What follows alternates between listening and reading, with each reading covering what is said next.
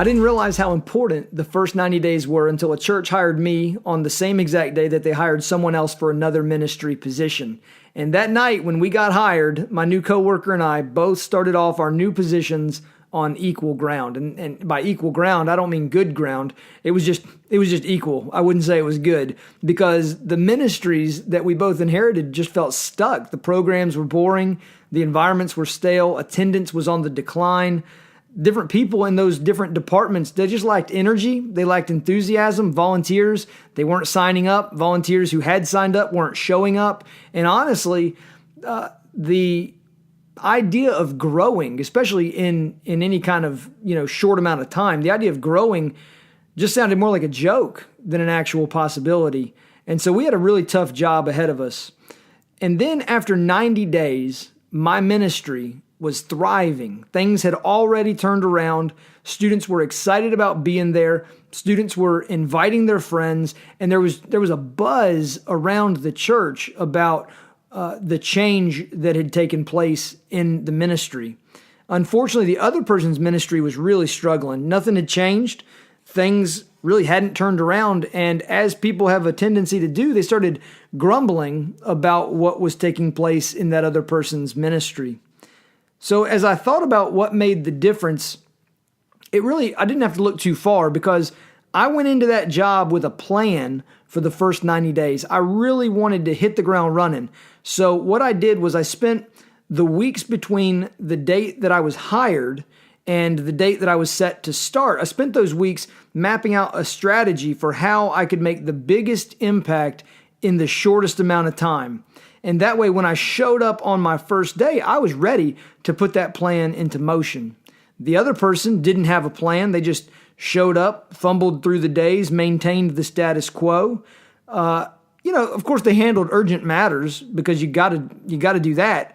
But there was really nothing strategic about it. That person just handled issues as they came up. They didn't really operate with any sense of intention or direction. And as a result, their ministry just continued to flounder. So the common advice is really what I think that other person was going with. The common advice says, slow down in the first 90 days. Don't do anything too rash. Don't do anything too big. Just kind of show up, settle in, get to know everyone, that kind of thing. And it's a real slow approach.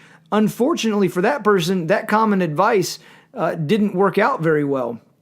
My advice is to speed up in the first 90 days. I think that you should identify key targets, things that you can accomplish with minimal effort that are going to lead to big results. And we'll talk about some of what those things are as this course progresses. But that's right there at the start. Don't go with the common advice. Don't slow down in the first 90 days. I want you to speed up in those first 90 days. It's called a honeymoon period for a reason. You will have more forgiveness shown to you in those first 90 days. More grace will be shown to you because, after all, you're just the new person. And so I want you to use that honeymoon period for all that it's worth. If you're going to make mistakes, make them in those first 90 days. So I had a plan for the first 90 days. The other person didn't. And as I began to look back on my ministry that I had created after about a year there, I was pretty certain that those first 90 days made all the difference. So in this course, here's what I'm going to be sharing with you. I'm going to be sharing the 90-day plan, the actual 90-day plan that I set out, that I created, and that I used to accelerate my ministry in those days. So it's got 4 different parts. The first part is that I took the time to understand the situation. I asked a couple of key questions. Who are the key leaders? How do they measure success? What are the people really like? And when people leave this church, where do they go next? I just really wanted to understand the situation that I was walking into. And then next I started to evaluate everything. I asked who's on my team, what's working, what's not working, what are we spending our money on?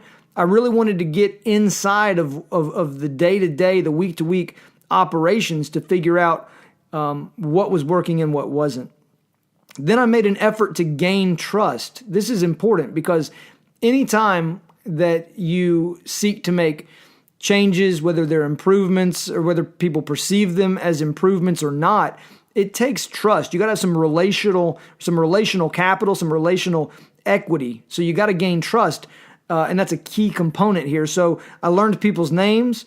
I shared personal stories about what I'm passionate about and who I am and where I'm from and why all of that matters. That was all personal stuff.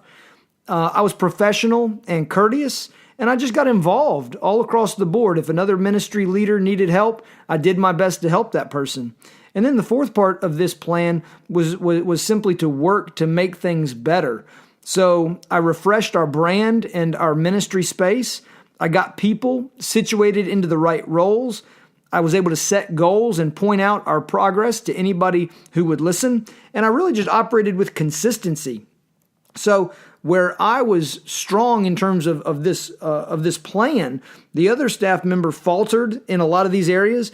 And unfortunately, that person left the church less than a year later.